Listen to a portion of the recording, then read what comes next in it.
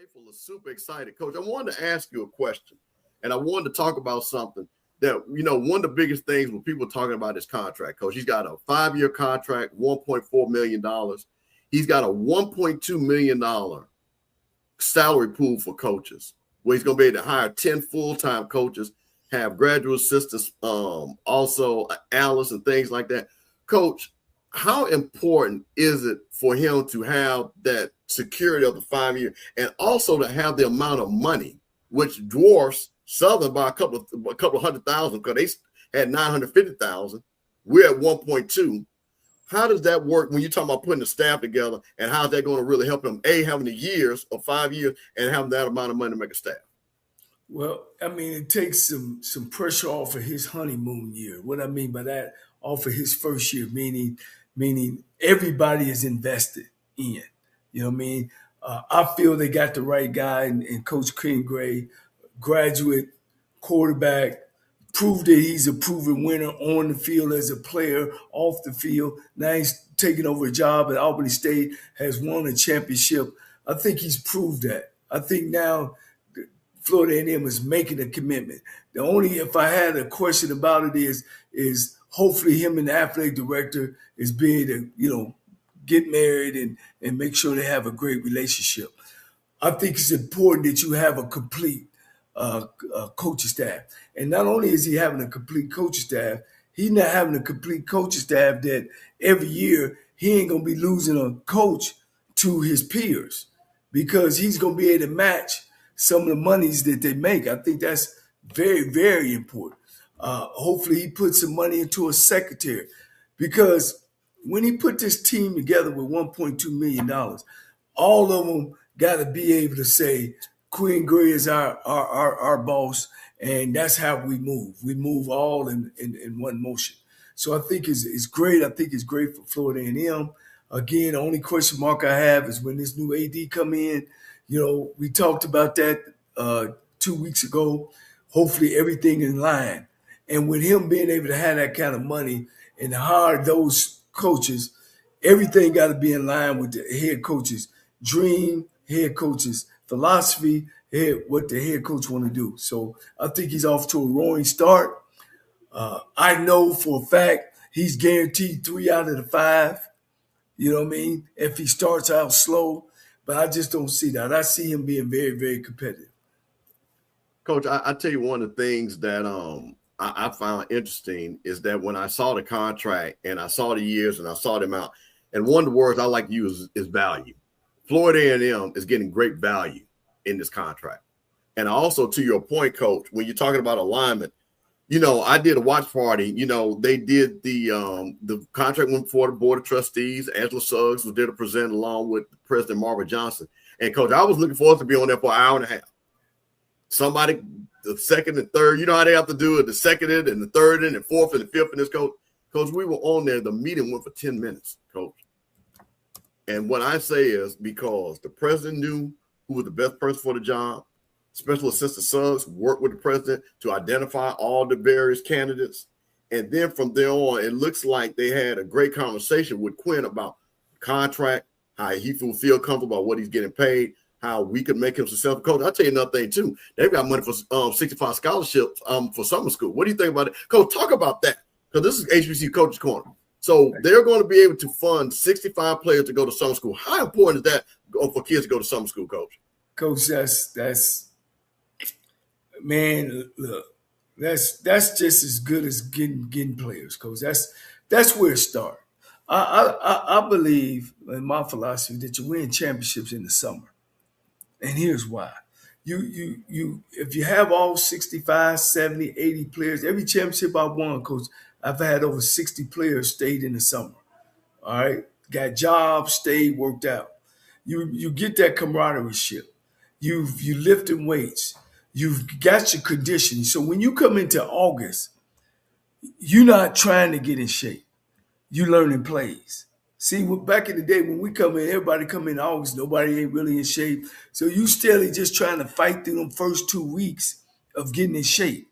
So you're making a lot of mistakes on the field. When you got 65 to stay for the summer and you working through the same plays and everything else, When you come in the fall, all you doing is working on execution. And when you got that and you rolling and you get in that first game, because in the second game, great teams make the biggest improvement going into that second game. But you come in that first game and you already know that playbook by heart, you just that far ahead. So I think it's big, it's huge. Hey, Coach, they want to know if they could. Yep, I'm getting ready to drop that StreamYard link right now, and we're going to transition, because I do have another thing I want to show you, Coach. Hey, guys, listen. We don't have the phones because Rocky's not here, but we do have the StreamYard link, dropping the link on. So if you want to come on and talk about, the coaching hire in Florida A&M, we know a lot of people want to talk about that. There's an opening in Morehouse that is kind of swirling people down there. But, Coach, I want to show you something that I saw that I want to get your opinion on, too, that I thought it was very interesting. That is going to be happening with Coach Barlow, friend of the show, and who he's looking to potentially make his offensive coordinator, Coach. Well, I already that up right here. You know, when I first heard that, I already made one call, Coach. Now, Coach, come on, Coach. Is this a thing, Coach? Is Matt Leone? It's a done deal, Coach. It's a done deal, Coach. Talk to us about this, and why is this such a big get for Coach Barlow up at Tennessee State? You know, I reached out to some of my folks. You know, of course, I coached up at Tennessee State, and this is like his third time trying to get this job at Tennessee State. Okay. The coach before him didn't take him. I don't know what's going on up there. You know, I do, but I don't. You know, Barlow had brought in, another coach that we had on the show, Coach Morgan. Right. Used to be the head coach at Edward Waters, who we felt and thought that he was going to Tennessee State to eventually take over Coach Harris, who left and went back to the XFL. Unfortunately, some things took place where Coach Morgan took over at the end of the season. Well, it was his first year there. He's taking over offense that really ain't his. He's got 4 games to make improvement. He's coaching kids he never coached before. So I think that was unfair to Coach Morgan. He's gave up a head job to move to Tennessee State. Unfortunately, my heart go out to him because he's one of mine. You know, he played up under me. I know the type of offense he coached for Barlow before up at Virginia State, where they won 8-2 and had great seasons. And then now they bring in my man from North Carolina Central, Coach Leone. That's what I thought. I was going to say Leone, Coach Leone, which we all know now. He's done some good things at North Carolina Central. You don't win the national championship. You don't get in the national championship. Harris was a 3,000-yard passer, So, hopefully he can come in and do some good things for Tennessee State. Oh. I know Coach Barlow, had a dismal first year. Yeah. But he got in there late, Coach. He got in there very late. Yeah. He was able to recruit. And just the fact that he even got it to a point where they got a couple of victories, I think says a lot about his coaching ability. Yeah. But the bad part about it, people don't look at, man, we won the OVC, and then now we're at the bottom of the OVC. So, you got to swim down there, man, and grab that brick and bring it on back up to the top. So hopefully Leone can help him do that. Great hire. We can't say that. We can't say it ain't. I mean, this guy's a championship offensive coordinator. Great hire. Talking with Cherry Oliver tonight. Hey, man, do you know Trey has lost close to 5? I think he's lost almost everybody on his championship coaching staff. Once he won the national title that year. I think he's lost every coach. But, Coach, that's a good thing. That means those guys that can coach, they're getting other opportunities. Well, yeah, it's a good coach for everybody them, but it's bad for him. Look, North Carolina Central, I know you listening, Johnny Thornton. Man, y'all gonna have to put some money in the assistant coaches pile. Absolutely. All right, Coach, we got bringing up my man Al from Detroit. Are you there, my brother? I know you did you go back and get you a drink? Are you still here with us? No, I'm still here with you, Coach Campbell. What's going on, Coach Cole? There he is. He there, Coach? What's I don't up? hear him. You hear him? No, Coach, watch the stream. Don't watch the YouTube, Coach. Watch the StreamYard because the YouTube has a delay. You got to look at the StreamYard screen. Can you hear me now? Yeah, Coach we can hear you perfectly. Yep. Okay, man, I just saw what you posted. Man, Trey, he can't get a break. He lost to quite a few people from his staff last year. He said he lost his chaplain. Now he lost his offensive coordinator. Now you see why I was not Coach Cole. Now you see why I was saying maybe it might have been a good idea for him to go somewhere else because he can get that money. You got a point there, man. The point is if North Carolina Central is going to be patient and understanding what this man been through. Ain't no question he's a good coach, but everybody knows, or you should know, if you sitting in that room and you the smartest in the room, you ain't going to be victorious. And Trey Oliver knows that because that made him the great coach he is. So he's just going to have to go and do a better job. Well, I shouldn't say a better job, a good job of going out and finding pieces, to put his program back together. Well, I'm gonna be honest with you, Coach. I think this is on the administration. I think this is on the athletic director. Where are they going? Because think about what FAMU just did when they hired Quinn Gray. They made sure that he was going to have an opportunity to be successful by being able to hire coaches, giving him the money. You saw with Southern the investment. You got to make an investment. I know North Carolina Central wants to get back at that Celebration Bowl, so they're going to have to make an investment. You saw what South Carolina State did. They made an investment. They Buddy Pugh brought in who? He brought in Shennis Berry. I'm just thinking, man, you saw what PV did. My man said, look, we got to make a change. So they brought in Coach Jackson. I'm just trying to figure out if you wait, it might be different. But before I get off, the thing I want to ask Mr. Campbell is, hey, I see Marvin wasn't playing. She put that stuff in writing. I think she didn't like losing, Coach Campbell. What you think? Well, let me tell you what I said. We did a watch party, and I was there for a lot of the home games. And I say this out of respect. President Johnson did not come from HBCU. She went to Georgetown. She actually went to Georgetown with one of my classmates, just like a sister to me.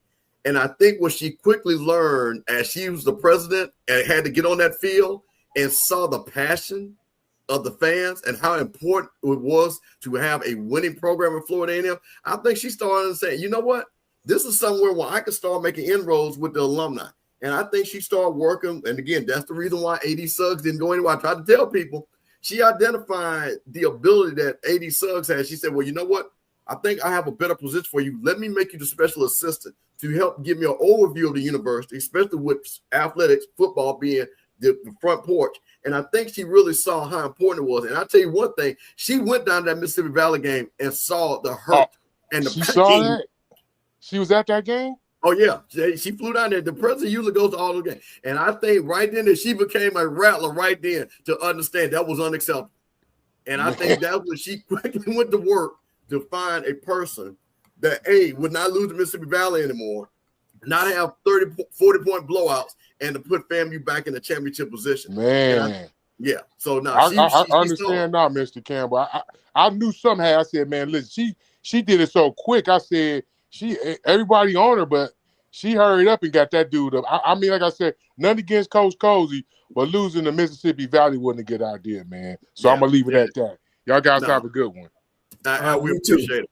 But yeah, I want to talk about that, Coach, because I think that was important. I think one of the things that, Coach, we've had a lot of dysfunction at Florida A&M, and let me tell you, I've done a lot of those watch parties on the board of trustees meeting, and boy, they have went left, right, and side to side. And I knew, Coach, God must be looking on our side because Coach, it went for 10 minutes and nobody was complaining once the lights went off. So I hope that tells in the 2026, what some other things that Florida A&M has to work on. But, Coach, I think people were super excited. And like I say, to give respect to the president, I think she made a great decision. And also, again, I think the contract was a great contract to Coach to talk about things that we didn't overpay on one side because we were able to pay for some other things, as to getting the multiple coaches with the coaching pool and the summer school that we're going to be able to do. Hey, one good thing about it, man, he got no excuses, Coach. None, zero. Y'all open up the pocketbook, but why not? I love the hire. He's a He's a Florida A&M man. You know, he played quarterback there. He was a good kid when he there, not only just a player, but on and off the football field. He showed that he could coach. He's a career coach. You know, he gonna get people to come back, coach, fans of his, classmates of his. He's gonna be just as big as a draw where you need him to be at. I mean, he's not nationally yet, but when you win the national championship, don't that make you national? That makes you national, right? So, I mean, I think it's just a super, super great hire, man, and I hope he able to get a great coaching staff around him. Now, Coach, listen, I'm going to pivot while we wait for some other people to come. Coach, we have the Morehouse job that's open. Yeah. We have the Clark Atlanta job that's open now. Well, let's talk about that. The Albany State job that's open, Coach. I'm going to look to some other things I want to ask you about. Coach, those are 3 jobs in the same conference. Coach, what do you think? Who do you think some people they should be looking at?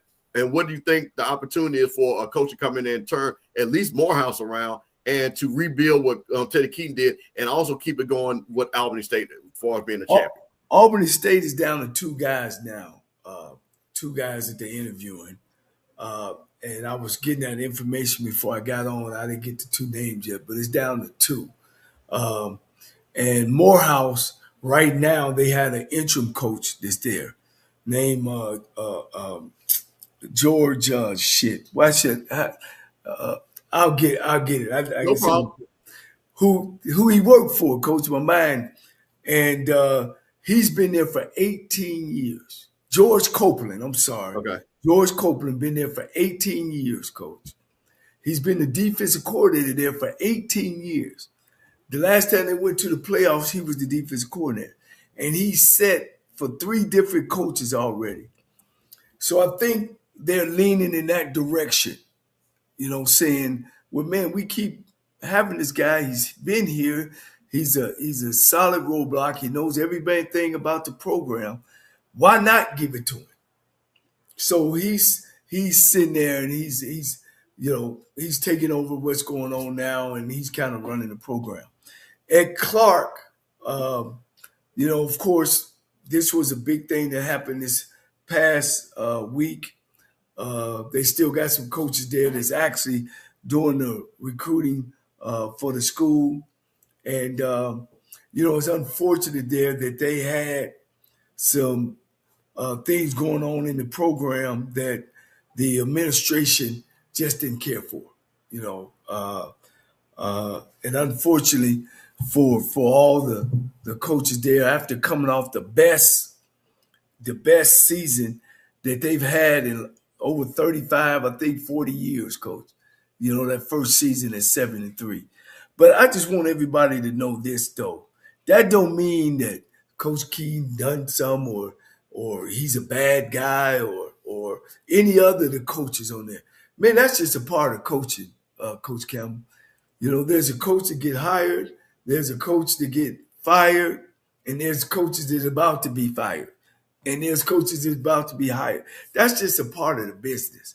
So, we don't want Coach Keaton and his family, man, to enjoy this Christmas break. Unfortunately, that's a part of the business. You know what I mean? But I think he's done some things over at Clark University that had never been done before. And it takes a lot to do that. So that's where we kind of went. Clark, man, who they should hire? Well, they was already good on offense. They got some kids that's left over there. They got to recruit better on the defense side of the ball because they had a whole freshman secondary. They got to be better. Got to be better on defense. Offensively, I thought they had the freshman quarterback. You never know. He might get into the portal. They can't leave those jobs open too long, Coach, because the kids start moving and transferring and move on. And you don't want that. You want to be able to get a quick turnaround and get somebody in there to handle those jobs. Now, Coach, out of three, the best job to me is Albany State. Now, Coach, it is, I understand because they just want it. But overall, from a historical perspective, why do you think that's the best job, Coach? Albany State, Yeah. The campus is built. They got a big stadium on campus, nice. The enrollment is high. To get in there is cheap. They got a winning tradition. Coach White, back in the day, championship after championship. Great fan base. Um, they get all kind of students. White, black, purple has been opened up. The tradition is strong there. Albany State has always been a winner in the SIAC. Coach, wanted to talk about, we didn't get a chance to talk about it with some of the people. And some of the names you may know, some of the names you may not know. But I want to talk about Marshall Faulk. And I want to kind of pull up some of the people that he is kind of bringing on his staff and see some of these names that you might know, or what do you think about him bringing these NFL players. I'm going to share this screen real quick right here, Coach, and let's see if we can pull that up. So let's see if we got that right there. Let's see if I can make that a little bit bigger. So, Coach, one of the things that stuck out to me, Todd Light, again, played during my era, come from Notre Dame. He's going to be the defensive coordinator. He looks like he's got Curtis Johnson, who's going to be the assistant head coach, general manager. I think, Coach, you talked a little bit about him. Ken Merchant coming over from Sacramento State. Now, we heard like 3 or 4 different names with who was going to be the OC. I think Ken Merchant will be the guy. And then, Coach, the one that I kind of was interesting, and I wanted to get your point of view, Ben Miles, who's going from a graduate assistant from Florida State to become the recruiting coordinator and the tight ends coach over at Southern. Coach, what do you think about this coaching staff? Be honest with you. You know what I mean? I know you got your opinion about how these celebrity coaches hire. What do you think about some of the names that you know? And what do you think about some of the names that you don't know, but you kind of know, like a Todd Light as far as the NFL? Yeah. Me and Curtis started the business together. Curtis is Mr. New Orleans. Okay. He recruited Marshall Faulk, and he's recruited some greats. He's been the head coach at Tulane. He's been the wide receiver at New Orleans Saints. He's a Louisiana guy. You know what I'm saying? He's been around a long time. But he's never been to Southern. It's different when you walk into a house and you got LSU, you got Tulane, but when you walk in there with Southern into the house, you got to really put your best foot forward. You know what I mean? Todd Light, Ken Merchant, they all new guys to the conference, Coach. Are they teachers? That's what you got to ask. Now, I don't want to hear about you using pro, because when you're in pro, you're coaching the best kids. They up there to play football. You know what I mean? They football players. Right. When you're in college, you gotta teach like a professor or a teacher. You ain't getting all the top players. You know what I mean? You got to be able to relate. You know what I'm saying? You got to be able to be patient with these guys. Ben Miles, I don't know what that is. I don't. Of course, everybody know Les Miles used to be the head coach over at LSU, and actually, I think he left and went to Oklahoma. I think Oklahoma State. Yeah. Oh, did he go to Oklahoma State? Yeah. Yeah. So I mean, what is that? I mean, that's a treat. Which, hey, you get in where you fit in at. So what I don't see, Coach, yet is that he's got an HBCU man on his staff that knows what's happening, knows the road that he's gonna travel, knows where they should stay when they get there, when they, where they're gonna eat at, and all that kind of stuff. That helps. So I don't know. At one time I heard he was gonna keep Fred McNair. I don't know if he's still gonna do that. I think that would be a good job, a good hire, or at least somebody who knows the roadmap in this SWAC conference. Coach, yeah. When I saw the staff being put together, I did find it interesting that he did not have, that one guy that was a SWAC guy that could kind of be more like the godfather on the staff, you know what I mean? Give him the assistant head coach, but, not specifically coaching an area, but, kind of give him advice. Hey, this is how the conference works. This is how the recruiting works. This is how the portal works. Here's who you got to know. And this Betty Lou down the street, because she always feed the coaches. Like you said, you got to know the things like that. And so I did find that, kind of interesting. That I have not seen that yet. Not to say that a person like that will not join the staff, But I did find that they really went totally, hey, we don't want anybody really from Southern.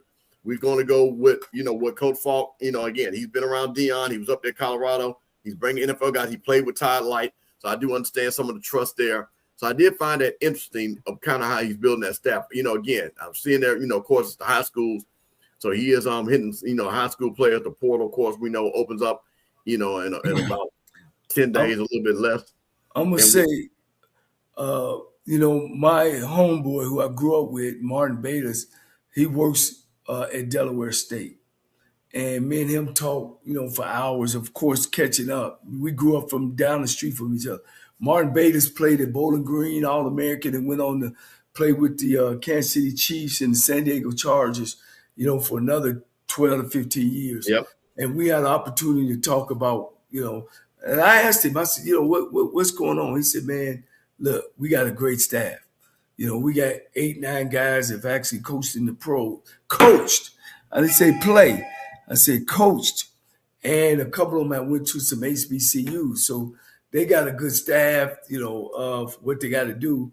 And they let coach take care of, the day-to-day operations of a head coach. And that's important.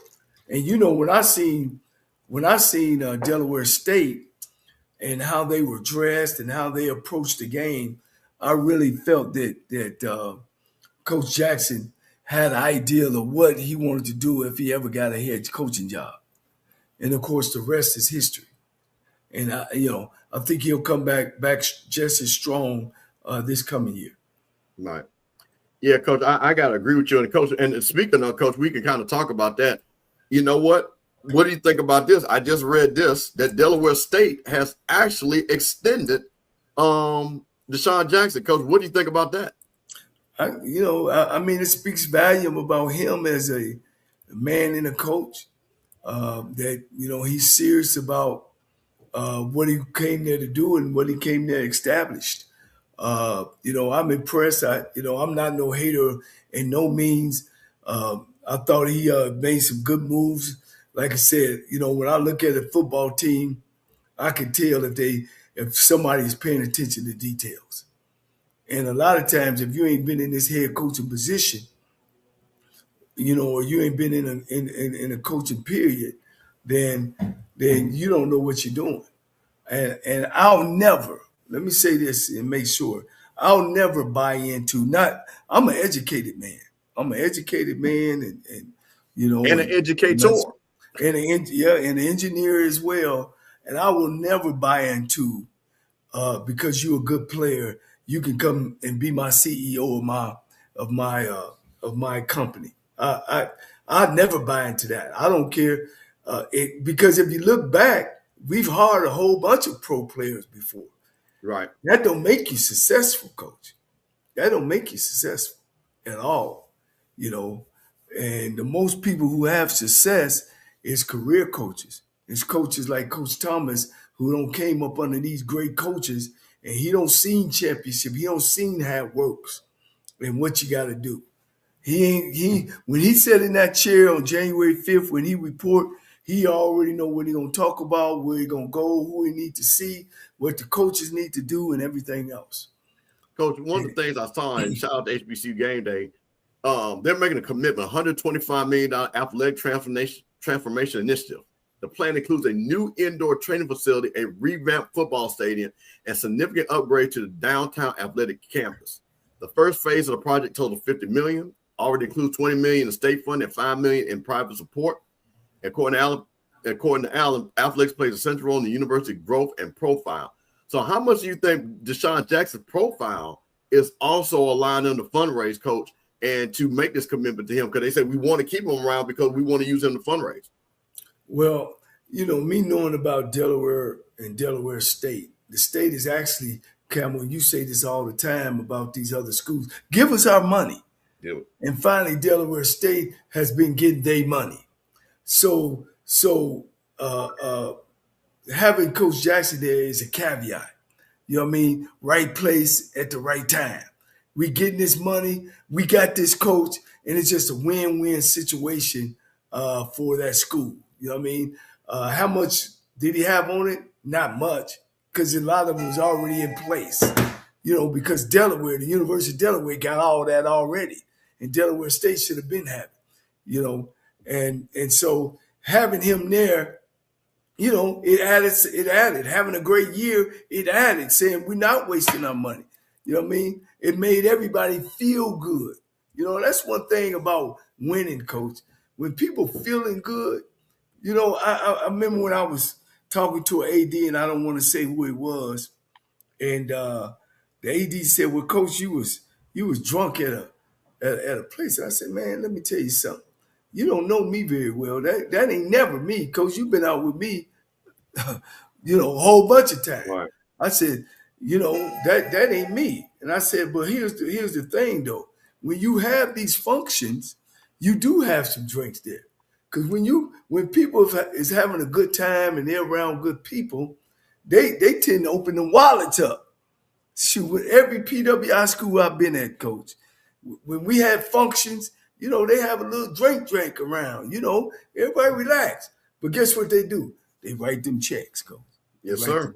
So I was saying that to say when people feeling good, man, it's easy to get some money. Hey, You just were talking about it at Florida A&M. Yeah. Yeah. Nah, and listen, we've already started a fundraising drive, which I kind of got in my bio. Like I say, restore the strike. We're looking to raise $250,000 before the 31st of January. And Coach, he's one of y'all, man. And Coach, that money is already coming in, Coach. They probably, like I say, they started this morning, and I'm pretty sure they're about to hit $20,000 already, Coach.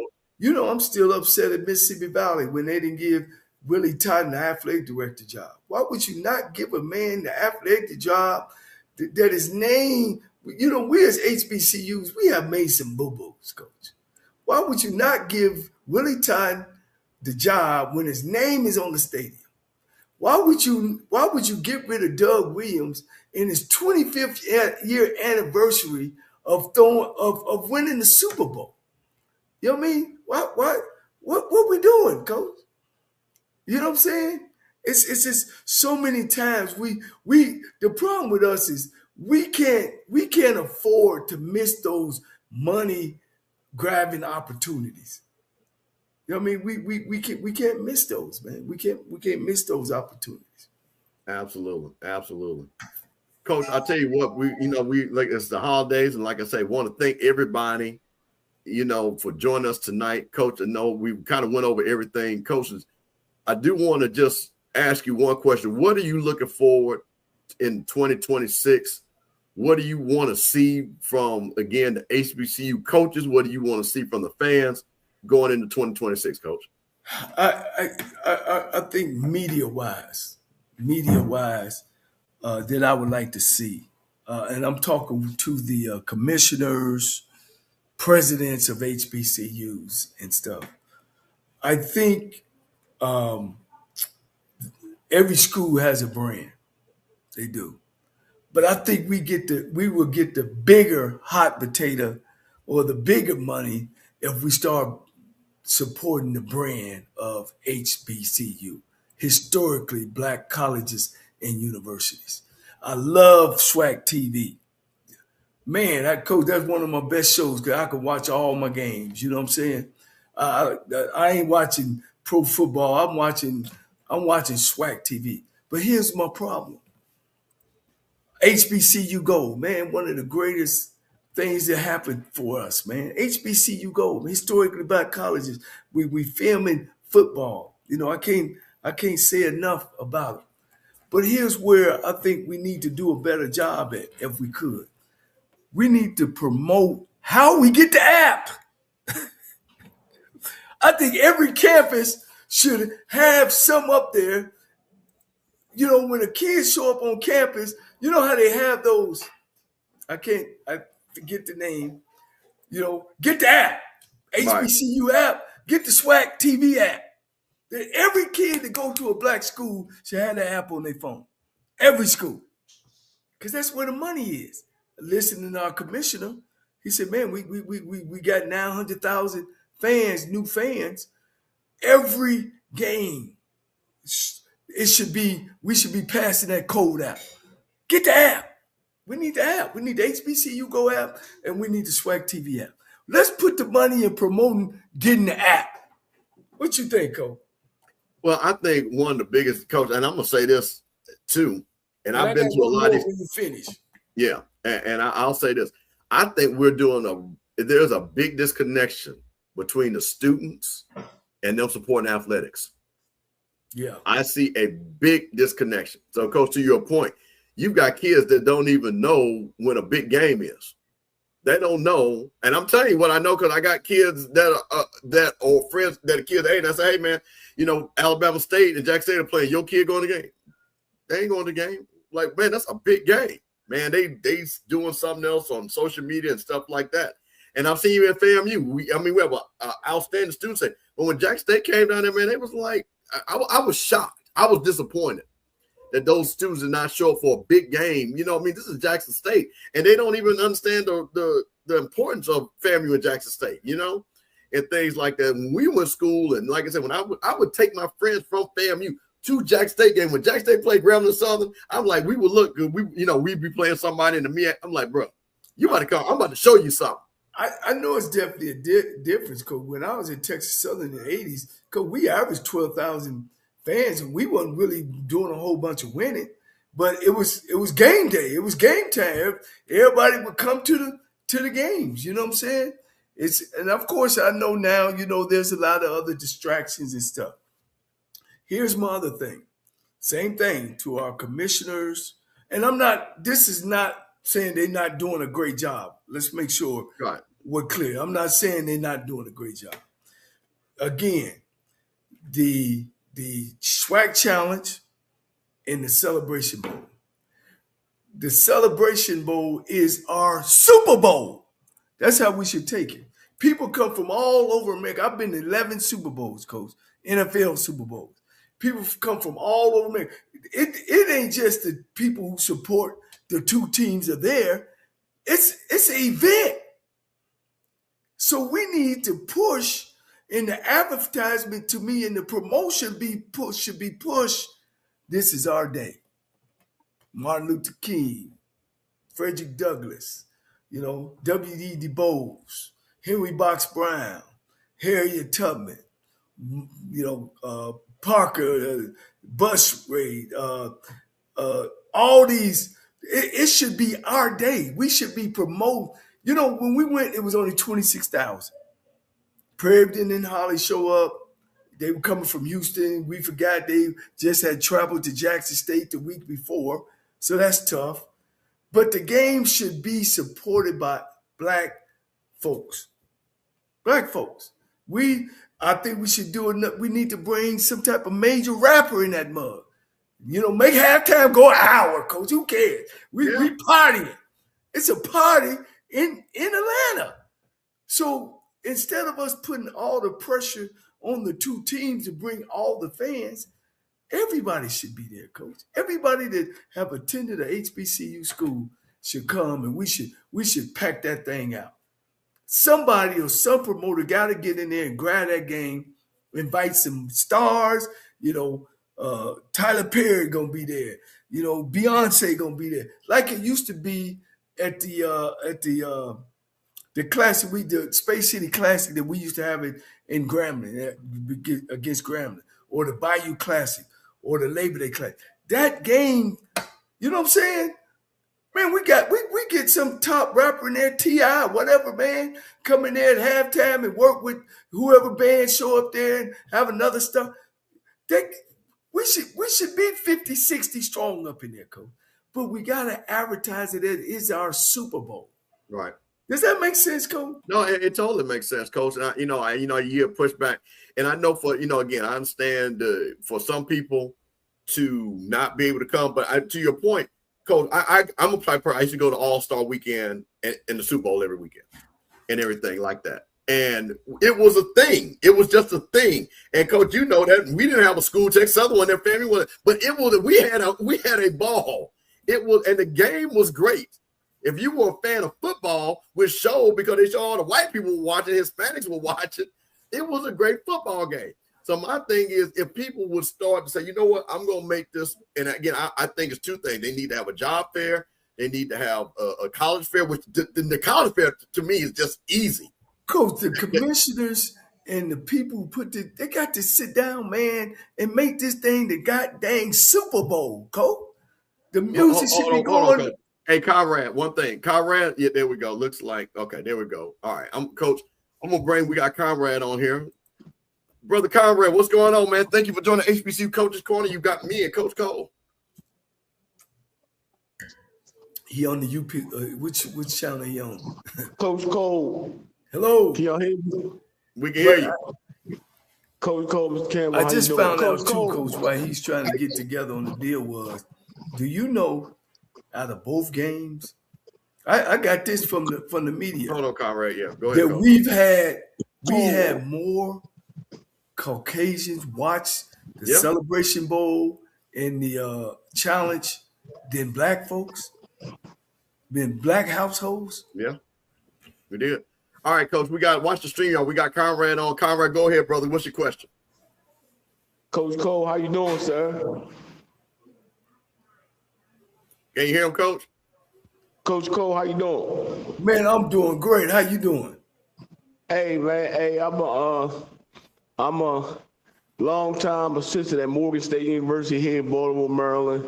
I came in under Ricky Diggs, who you probably know real well, and also Stump Mitchell, and my man, Coach Melvin Spears, when he was a heck of a defensive coordinator. See, that's a long time ago, Coach Cole. That's back in 94, man. 94, 95. And the question I have for you, Coach Cole, man, you and your brothers, Coach Diggs always talked about you and your brothers doing staff meetings, man. How y'all was legendary, man. Legendary. Like I said, you've been around I've been hearing about you since 1994. So, that's a long time, man. So, well, I appreciate that, man. I appreciate it. And I still get me a mile or two in, baby. Don't put me in the grave yet. No, I'm just kidding. I appreciate it. The question I have for you though, Coach, being I'm an old head, you know what I'm saying? How have you seen HBCU football evolve from way back when, like I said, that was 1994 to up to now, 2025. You know, man. I told people, I still remember Coach Campbell coaching against Quinn Gray, man. I was on the field when I was down in Tallahassee, and Coach Quinn Gray threw up 400 on us, and I was like, oh my God. And they had the Rack Boys, and I mean, they were just showing off, and that, even though he whipped up on us, but like you said, Coach Campbell, if you don't know, you don't know, man. That just made me fall in love with HBCU football so much more, man. And I'm on the opposing end just because of the type of athletes like Coach Gray and the Rack Boys and those type of athletes. So I just feel like how have you seen it, Coach Cole, evolve? Yeah. I think it has evolved.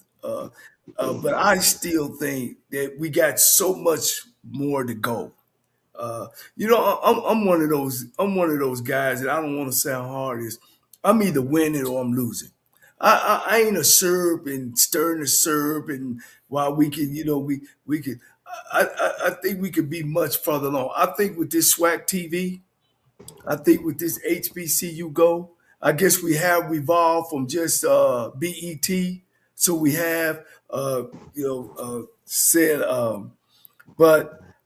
I think we're in our way. You know what I mean? We're in our way. We too territorial. We too.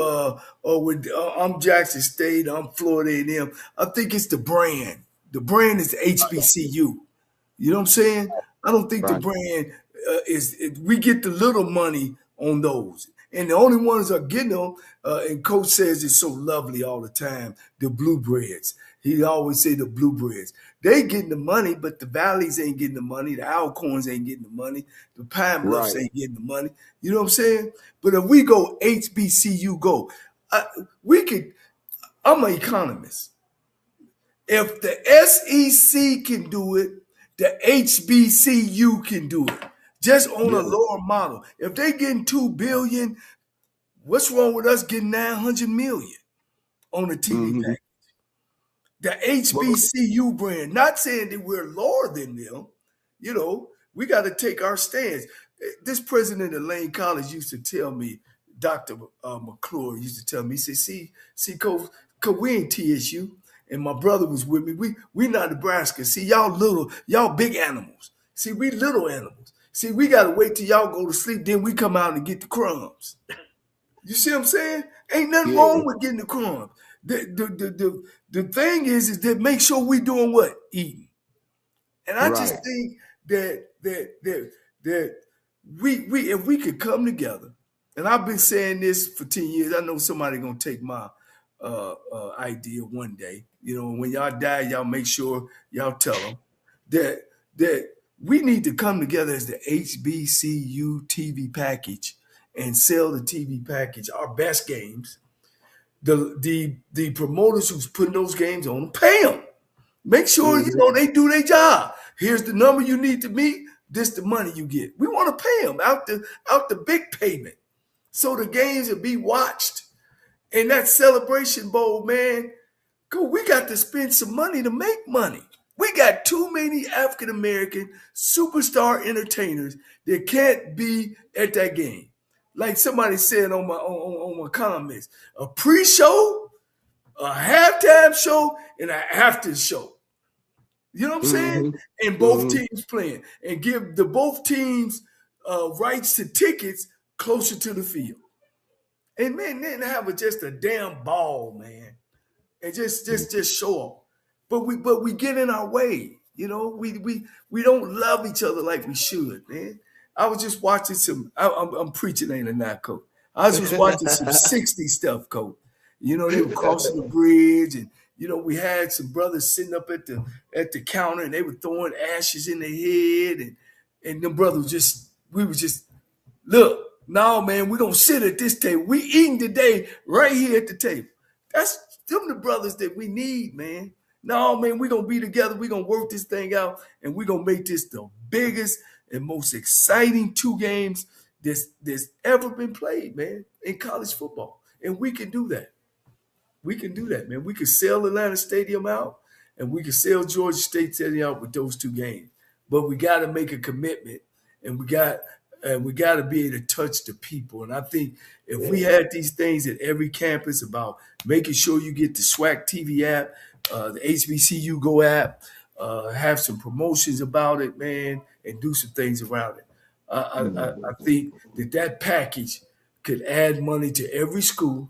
Every black school should get some of that TV package, and I think it would make a difference. And I didn't mean to get off on this bandwagon, but this just been close to you know what I think. You know what I think we need to do. We have to do, Mr. Campbell, Coach Cole. I think we have to better educate our young folk. Yeah. Our young folk.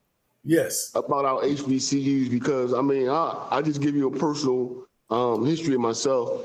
I came up in a private school situation, so that was all through high school. So my first time really understanding what an HBCU was when I went to Morgan State as an undergrad.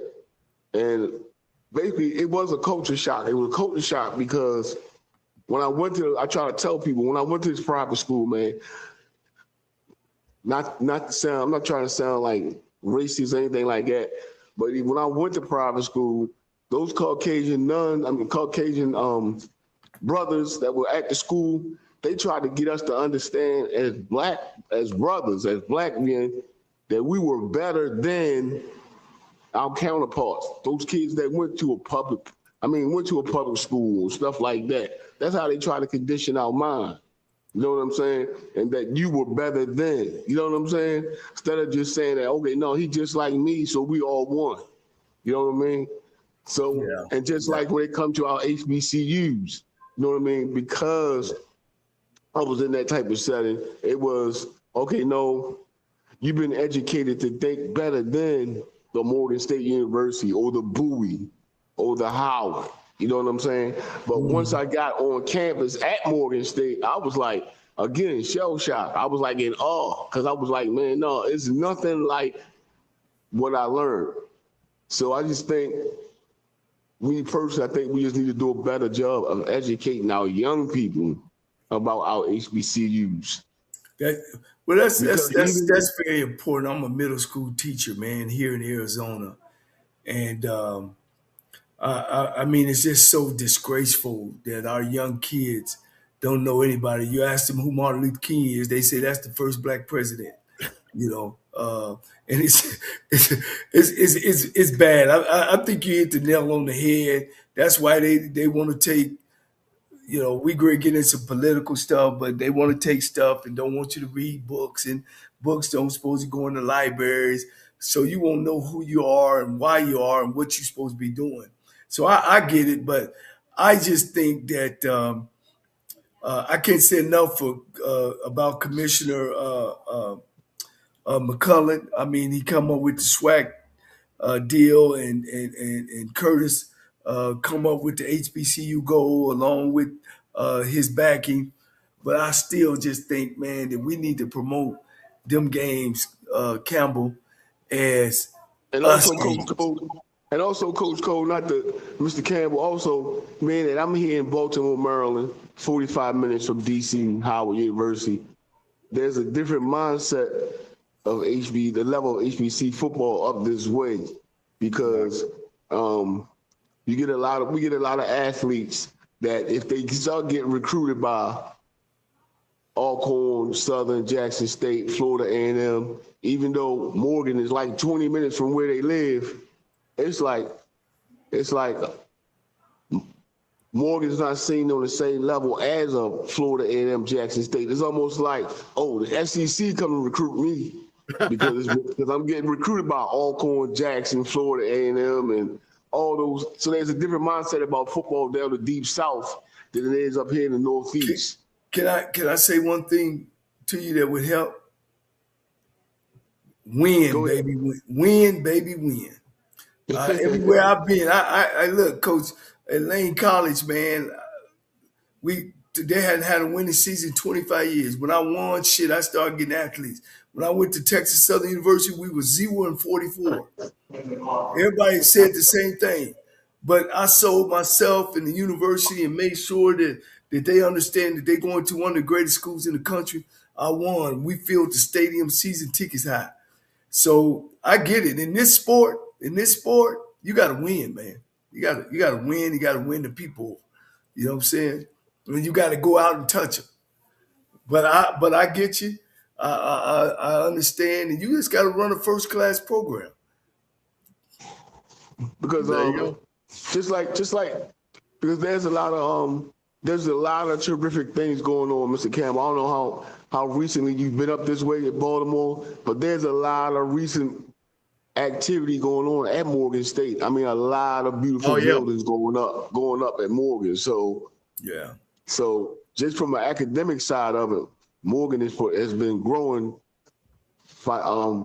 leaps and bounds over the last 10 years, and they're still adding stuff. And you know, Morgan is one of the top engineering schools in the country. So I mean, they have a whole engineering department that's off campus that sits by itself. Right. So, but a lot of students, from what I've seen, just coaching there, that a lot of this what I want to say. For me, coaching there, Coach Cole and Coach Campbell, you'd be surprised how many kids look so positively outside of the Maryland, D.C. area about Morgan State than our own kids that live here. Yeah. You understand what I'm trying to say? Yeah. You understand what I'm trying to say, Mr. Campbell? Yeah. That's why I say we need to better educate our young folk about our HBCUs, because I've had discussion with kids that live in Chicago, somewhere in the Midwest, a little bit far west, and they're in awe. They think highly of Morgan State. But then you may get kids right here in Baltimore, I guess you can say take it for granted or whatever, that may say, oh, it's just Morgan. You know what I'm saying? So I think we just need to change the mindset of the young folk when they come. I mean, we for instance, we forget about Maryland Eastern Shore.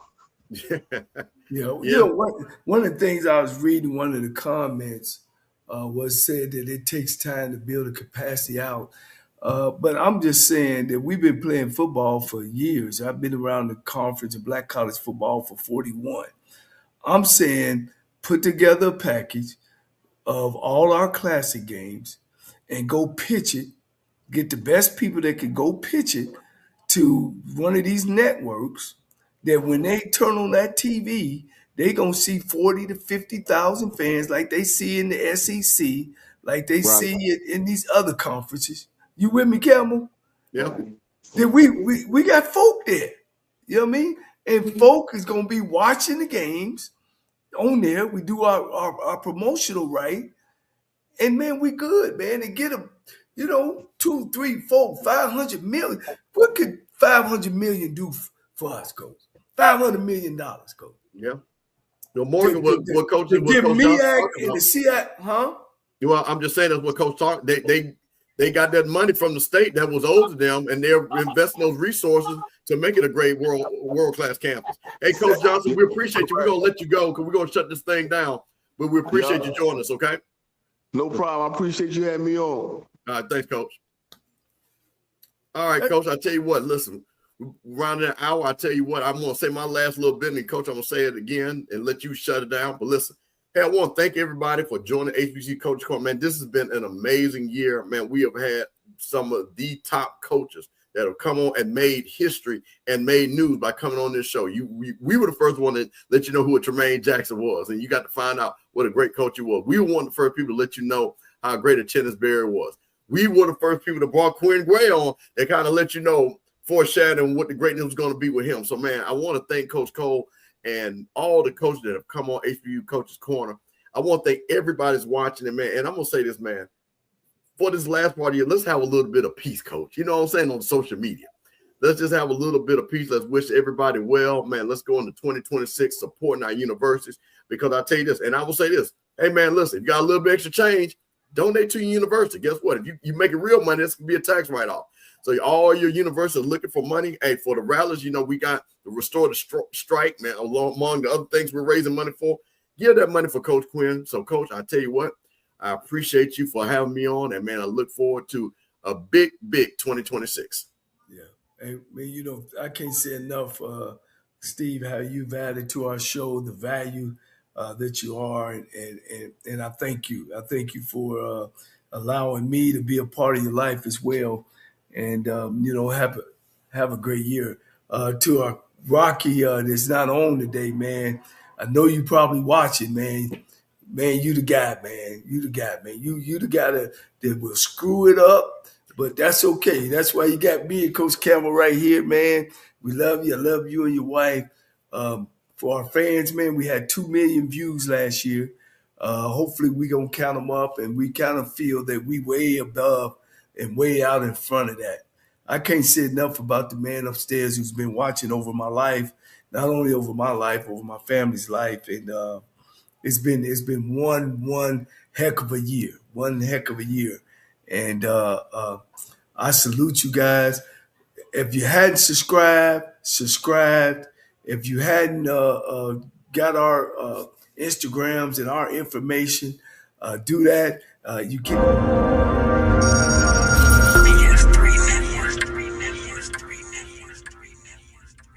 BS3 Network, changing the way you watch TV.